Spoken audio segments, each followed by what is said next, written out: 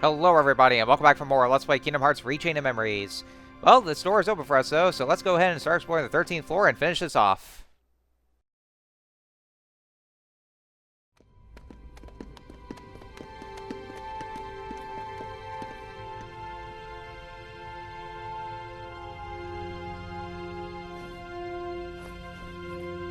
Who was it? Who's most important to me?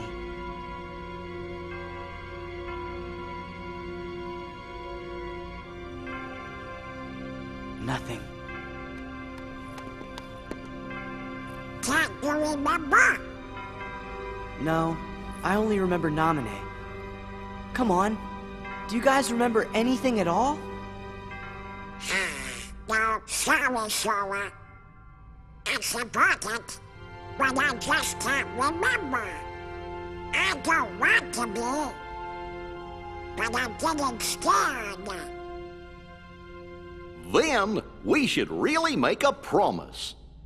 Huh? What you said back there kinda got my brain, thinking. Whenever you make a promise that's super duper big, maybe it gives you the courage to face the scary stuff. Courage. Yeah, let's do it. And if we get scared, or in trouble, or even if we get separated. Or even if we sort of forget each other. Whatever happens, we're friends. All for one and one for all. Alright, and Sora learns Trinity Limit, and basically what it is, you have an attack card, Donald, and Goofy. Give me in any order though, but you always have to make sure to have the Keyblade first, and then Donald or Goofy, or vice versa. So Trinity Limit, well, it is, for one thing, a screen nuke, and definitely one of the best card slates you ever have. I'm going to be using it quite a lot. Well, off screen though, because I know I do cut off a lot of the battles, but oh man, I do use it quite a lot here because it is fucking awesome. I love using it. It was originally Cage 1 though, you know, when we unlock all the Trinities, but here you actually get it just when you enter Castle Oblivion. Speaking of, welcome to Castle Oblivion. Well, I mean, okay, I wouldn't say welcome though, because we've been in Castle Oblivion though, but rather, this is actually the 13th floor, but they call it as such a, you know, Castle Oblivion. But this here is the final world of the game, ladies and gentlemen, and also new Heartless for us, and we've seen these guys before, you remember them? These are Neo Shadows, and Neo Shadows, well, you know, well, previously back in my Kingdom Hearts 1 Let's Play, you know, since I did play Final Mix, we actually did encounter them as a as one of the special Heartless to get one of those stones for a synthesis. But here they're basically treated as regular mooks, and honest to God though, I will say they are absolutely obnoxious, and I mean fucking obnoxious. Well, at least more so in the remake than in the GBA version. Basically, what it is that you know, they tend to use a lot of 8-number cards. So make sure you have, like, you know, at least either 9s or 8s, because or maybe some 0 cards for that matter. And also, if all you have is just the 7 cards, and you can just, you know, try to use the slaves, because, you know, they love to pack up these 8 cards, and they will always try to block them because of it. So so yeah, and the lowest they could ever have is, well, I guess they use like either 6s or 4s, but yeah, they just love to spam the hell out of 8 cards. So yeah, you do want to be careful with it, you know, how you use the cards, because they will try to constantly break them. So anyways, so Castle Oblivion, well, the 13th floor at least, it is huge. You saw you know, when I checked on the map, it is absolutely fucking huge. It is linear, of course, for one thing though, but it is very large, and you will be here for a long time until you reach the end, unless you decide to explore all the rooms, and you'll be here for hours. So yeah. Now, one thing I do want to say about the Neo Shadows is that so technically they made their first debut in Kingdom Hearts 1 Final Mix. Oh yeah, Mega Flare. All right, so this is actually a new slate we learned here. Mega Flare. You need a Mushu card and two fire cards. And eventually I do equip up a, well, I actually, I only have 1 Mushu card, so I do equip that one at least, and then get 2 more of the fire cards. But it's also, you know, probably the second best kind of slate to use, because, you know, if you use that, then, you know, it manages to, you know, take away so much of the HP from the books themselves, though. But it's definitely best to work against the Neo Shadows, and not so much the Heartless with the fire element. Well, either the Red Nocturnes or the Wizards, especially Wizards, because they do tend to absorb everything. Hey, we're gonna go smash some decorations here, and yeah, Marluxia's gonna be pissed off over that right here because we're basically smashing some property here in the castle. Actually, especially more so because there is definitely supposed to be a secret origin for Castle Oblivion itself, though. But we are not gonna find that out until a certain later game, in which you know, years from now, when I eventually do get to do a let's play of that game. So yeah, just kind of jumping ahead a bit here. So I do want to make sure to use as much of the room cards as I ever could as we go around in Castle Oblivion, or the 13th floor. I think I should just call it the 13th floor appropriately enough, though, because if I just call it Castle Oblivion, but it's like, you know, we're entering a new world. But you know, we've been in Castle Oblivion already. That's where we've been the whole time. Also, these one of these traps right here. To make sure to destroy this object with the Dark Orb. It's basically like some kind of evil version of one of Cid's defense mechanisms. And well, when we revisit Hall of Bastion and Kingdom Hearts 2, you know, you'll definitely see whenever when we do eventually get to when I do get to do a let's play of that game, and then you'll see what I mean. But I'm sure you guys know what I'm talking about. You know, just coming from that game. So anyway, back to talking about the Neo Shadows. So we basically first saw them in the secret ending of Kingdom Hearts 1, well, Vanilla Kingdom Hearts 1, and technically they did make their debut in Kingdom Hearts 1 Final Mix, but that was only like back when that game was Japan only, so only the Japanese players that ever got their hands on it. But for us American players, technically we actually first encountered Neo Shadows in the GBA version of Chain of Memories, so that's actually where we first encountered them for the international players. So there was that, just kind of like bring that up there. But yeah, at the very least, so then you know, since I haven't gotten to play the Final Mix version when I did the Let's Play, then you know, at least I got to show off the Neo Shadows there. So, but yeah, I just want to bring that up here. So I guess that's all there's to say about it. You know, with 13th floor, and you know, we've pretty much reached the top floor of Castle Oblivion, and you know, all these 13 floors in, and I guess you can say our memories are gone, and I guess it affected me too, because you know, and I do just want to say here that the other day I was looking on my channel, my YouTube channel, and I was seeing some playlists of some certain games that I was playing on. I saw like Super Mario 64, Legend of Zelda, Banjo-Kazooie, and guys, I did those Let's Plays. I don't remember. Like I can't remember. They seem familiar, but like I don't remember ever playing those games. Like did I play them? I did Let's Plays. Oh god, like guys, I can't remember at all. Like I don't ever remember doing these Let's Plays. I remember doing this game here, and but you know, everything else I've been seeing here, I don't remember doing them at all. Like god, my memory's gone. Ugh. Now we gotta do something about it. It's all haunting here. Also, we just learned Raging Storm, so we need so we have Arrow and then two fire spells, or fire cards. I say fire, well, same thing anyway, but like fire cards is actually what I more so meant to say. So but yeah, we'll definitely get through this right here. So yeah, I know, I'm actually going in character. I know, I really do remember those Let's Plays. I'm just kind of going in character right here. So I just like doing that, because, you know, it's all I just, you know, make it fun for the whole Let's Plays here. Also, there's actually where I decided to show off a Relit Room. I have never used Relit Room before for this Let's Play, so I figured I'd just go ahead and show off now. And I'm going to go ahead and show off one of the battles for the end results, so you actually see it in me here. But basically, you actually see it in action, though, that what Relit Room does, though, is that a lot of times after you get done with the battle, you actually see a little tiny card that has a letter R on it, and so when you pick it up, and then after the battle's over, then it lets you spin the wheel and then see what map card you get. So you basically get like some kind of choice of the map cards, and so whenever you stop at whichever one there is, like see like that here, then that's where you get rewarded whichever map card you chose. Now, you do want to keep in mind, folks, is that, you know, even with the Relit Room, whenever you reach by this point, though, the Relit Room will still not give you any more green cards. Because remember what I said back, you know, after Twilight Town, the game will not give you any more green cards for some stupid-as fuck design choice reason that they decided not to do. And, you know, and they still don't really fix this in the remake either. It was a problem like that in GBA, and they still don't fix it here. So, so yeah, it's still not going to give you any more green cards, because, you know, there's an oversight, and somebody clearly did not playtest it right here. So, so you ever need to stock up more green cards, then you're gonna have to go and backtrack over to the other worlds, and get those green cards, because yeah, by this point, by the time Destiny Islands, you know, this game will not give you any more of those green cards. And like I said, it's a real bad and, you know, awful design choice they go here. You know, real bad game design, and by fact, of course, you know, not by opinion. It's by fact. So I don't know why it was like this right here, though. And it actually happened to me when I first played GBA Chain of Memories. I was going through Castle Oblivion, but I actually quit midway through because, you know, because the game was asking for specific green card, and I didn't have that.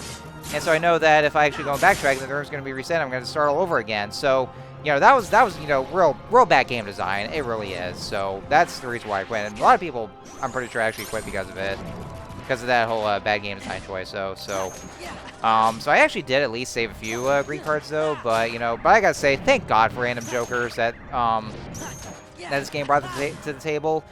And you know, you want to make sure to save your joker cards. And you know, I'm really glad that the remake actually had those, because you know, since the GBA version did not have any more, or did not have any random jokers, and yeah, you basically be fucked. You have to go and backtrack all over and have to start this whole room all over again. So yeah, like I said, bad game design choice. It really is. It's absolute bullshit, and somebody clearly did not play test that at all. So anyway, so yeah, so I'll go ahead and show off what it looks like. So yeah, just go ahead and pick one of those cards right here. So I can only get, like, you know, red or blue cards, but not the green cards. So so yeah, that's just terrible. But I was trying to make sure I get as many of those blue cards as possible, because I want to make sure to use as much of those, like, you know, either Moments of Reeve or the Moo Room. So so yeah, that's basically all there is to it. So yeah, I just figured just go ahead and show that off. So anyway, folks, so there's some other things I want to talk about. Well, first I want to go and get this out of the way. I know my commentary is going to sound a bit monotone at the moment, though, but for one thing, that's because I've had a very stressful week. Well, I mean, not so much like last week though, but just the beginning of it though, because I mean, you know, because today's Monday by the time this is recorded and uploaded, and also yeah, I kind of jump cut right here. Like, you know, yesterday was absolutely fucking stressful over at work, and not only that though, but Adobe Premiere's been giving me so much shit, and that's because, you know, I was running low on storage space, so I had to go into my files and delete so many of the those files on stuff that I know I was never going to use at all. And I recommend you do the same as well. Like, you know, if there's any kind of files that you know you're never going to use on some certain software, then it's not worth keeping them. And you know, and that's definitely a waste of disk space. God damn, can't speak today. Yeah, pardon my gibberish right here. So yeah, so I had to go and clear it all off right here. Oh god, that dark ball is just hauling ass right then and there. So yeah, it's like, oh, wait. But yeah, I had to go and clear it up here, and so yeah, because of that, Adobe Premiere has been crashing so much. It's been freezing constantly from the video feeds, and I was trying to send it to a file, but it was not doing so. It kept on freezing, like, you know, right in the corner for some reason, because I guess for some reason it doesn't, like, you know, going like a quarter ways into the video, and so it kept freezing itself. So, like, you know, going a quarter way into the video is an absolute sin to Adobe Premiere. So, like, you know, it has some sort of beef with it for some reason. So yeah, it was really stressing me the fuck out because of it, and so, you know, that's why it's especially, you know, both it actually happened, you know, both on the same day as well. You know how stressful it was at work, and then with what Adobe Premiere has given me, so I had to go and give myself a rest to save from all the headaches. So that's why, you know, and you know, I'm still trying to recover from it though, but you know, it's been terrible yesterday. So yeah, I do apologize. So as soon as you go to this next door here, we're gonna have a cutscene in just a moment here.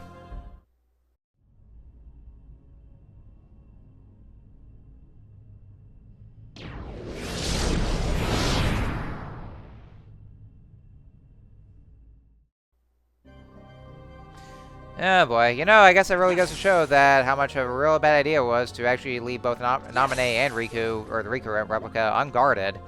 Because Marluxia definitely would be around though, but, you know, I guess to be fair, I guess they don't really seem to know that here.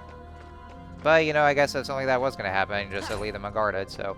Anyway, speaking of which, I actually do want to talk about them at least, though, or both Naminé and Marluxia. Well, I guess I technically did go over Marluxia though, because, you know, well, we first saw him as, you know, just some random hooded man, and who's full of mystery. But yeah, to talk about it, I do want to go ahead and talk about Marluxia. I did say that he was voiced by Keith Ferguson, and yes, Marluxia is definitely voiced by Keith Ferguson. And from what I looked up from the voice cast, he voiced Blue from Foster's Home for Imaginary Friends. Yeah, I remember that show. That was yeah, if you guys remember it well. It was a good show. Actually, it's definitely something I actually did take to watching as a kid. But yeah, that's definitely the same guy. He does pretty well with making him sound like kind of monotone, but that's kind of what the personality is for him. Well, at least the majority of the organization members, because they don't really have much personality going on to it. Aside from with the exception of Axel and Larxene, at least they have a bit of personality to them. But I guess to explain the fact that since it's supposed to be in nobodies and they're not supposed to have hearts and all that though, but more on that later though. But yeah, that's going over him though, and his whole plan was basically to use Naminé to overthrow his superior and have the whole organization to himself. So yeah, that's actually what the whole gist of it was. But but I guess all things considered later on though, then I guess the whole thing kind of gets wrecked on anyway. But yeah, that's the whole thing with talk about Marluxia. And now and I'm gonna go ahead and go over Naminé. Naminé is voiced by Megan Jett Martin, and well, starting with this game actually though. Originally, she was voiced by Brittany Snow in Kingdom Hearts 2, but starting with Rechain of Memories and then onwards, then Megan Jett Martin would actually would voice Naminé. Naminé herself, at the moment, then we wouldn't exactly know where exactly she came from. For all we know, that she's been held captive in Castle Oblivion, and basically was the reason that Soren and the game's memories have gotten screwed up because she has powers over that, and apparently she's a witch. Yeah, you heard me, folks, a witch. But I mean, where she has some kind of powers to just alter Sora's memories, and I guess to keep from Donald and Goofy from knowing too much, then she also basically erased the memories of Donald and Goofy themselves, though, and so apparently they can't really seem to remember the king either, because I guess they've forgotten all about him. I'm not supposed to remember him either. Who the hell's a king? What king? What king were we talking about? I guess a certain mouse for all I hear, but for all we know. But yeah, and also one thing about Naminé is that she's supposed to have some sort of a connection to Kairi, considering the fact that they actually kind of do look alike, well, at least for their facial features. But we'll know more about her in due time, definitely.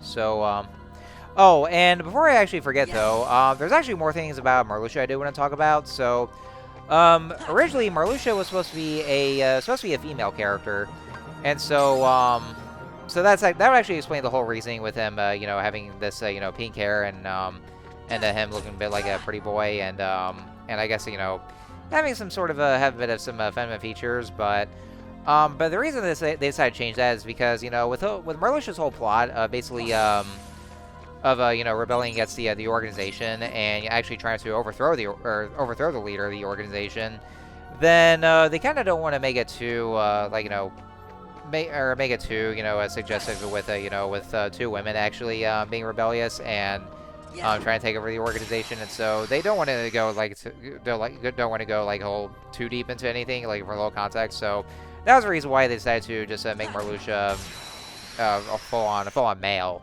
but just retaining the feminine appearance to keep with that. But I guess that kind of does make things a little more disturbing. Actually, as a matter of fact, if you actually see the cutscenes with with Marluxia and Larxene going a little too close to Naminé, and that actually really does get absolutely fucking creepy. Consider the fact that Naminé's a fucking child and a minor for one thing. So yeah, that's just absolutely very creepy and and just outright inappropriate too, especially considering that that Marluxia and Larxene are supposed to for the looks of them. They're supposed to be in their mid-20s at least, so yeah, that's just wrong on so many levels here. I gotta say that much. So and yeah, I'm gonna go ahead and do the Boba room because I know I probably would be good to go on these cards, but I probably could just I feel like I could just definitely afford to have some more cards, more cards at my disposal because especially considering the fact that for these layer battles, and I probably should go for more, because Because I feel like I could actually just go over the high number cards, and but a majority of the high number cards I have are like premium cards, and they could definitely disappear after a while. So, well, you know, it's by the first use of those cards. So I figure I'll just go ahead and just to use quite a bit here. So, yeah, like I said, once again, I apologize. My mind's still not thinking straight at the moment though, because you know, like I said, I've had such a stressful day yesterday, and you know, with work and Adobe Premiere just being an absolute bitch to me. So.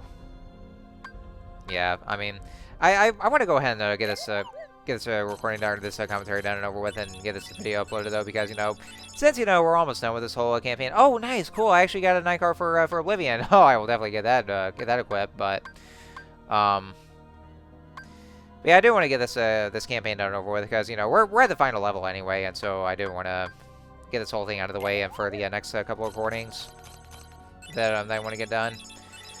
But there we go. Oh, look at that! I got 7 card for well, actually 3 high number cards for elixirs.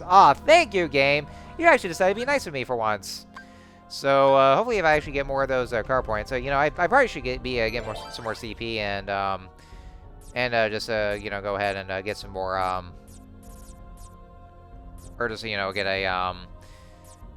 those other rooms unlocked, and then just be able to grind for some more. Then you know, just you know, I could definitely get some more CP and all that though, but man, you know, I guess I really can't speak at all today though. I'm sorry guys, you know, with all the whole stress, you know, it's like it's hard for my mind to get through, but you know, I guess I might as well go ahead and just you know, do a Bottomless Darkness here, and I guess mainly for the sake of some grinding grounds and all that here. But yeah, just gonna go past him right here and just engage a battle here. I just didn't really see that coming. Well, maybe I did though, but. Anyway, there's that next door for us here, and so let's go and get that, and there's going to be another cutscene afterwards here, so let's see. I think I'm going to go ahead and use, well, I know I didn't want to use too many green cards. I don't really have that much here. I didn't really bother to go and backtrack and get more green cards. I probably should have, though, but I did not, but, you know, I want to get this done and over with it, so anyway.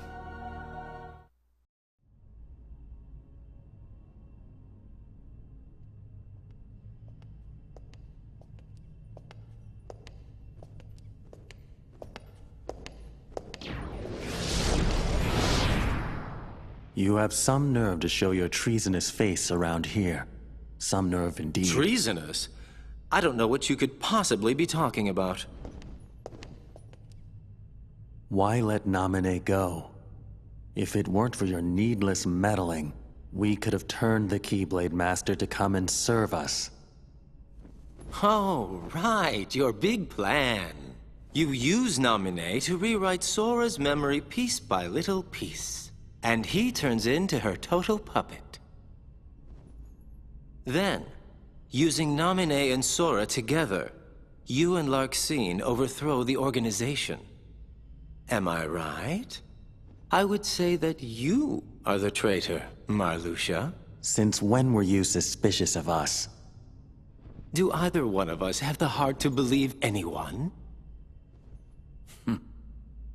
So you only eliminated Vexen to obtain proof of our plan. That I didn't want to do. But it was your order. Oh. Remember the order. You must eliminate the traitor.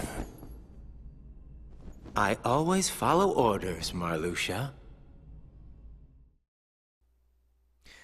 All right, well, seeing that it actually turns out that from what we saw that the Axel is actually working as a double agent, you know, seeing as he decided to set Naminé free, and so I guess he was actually going in closely to what Marluxia was planning, and so just started against him.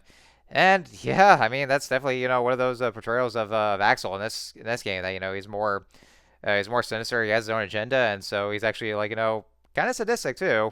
It's kind of weird seeing it like that though, or considering later games, but. Anyway, so that should do it for this video now. And so next time on Let's Play Kingdom Hearts 3 Chain of Memories, we'll continue trekking through Castle Oblivion, and hopefully we reach up to Marluxia, and I guess rescue Naminé, seeing that she's been taken again. So yeah, we should get this goddamn story done and over with, because holy shit. So anyways, with that said, I'll see you guys next time.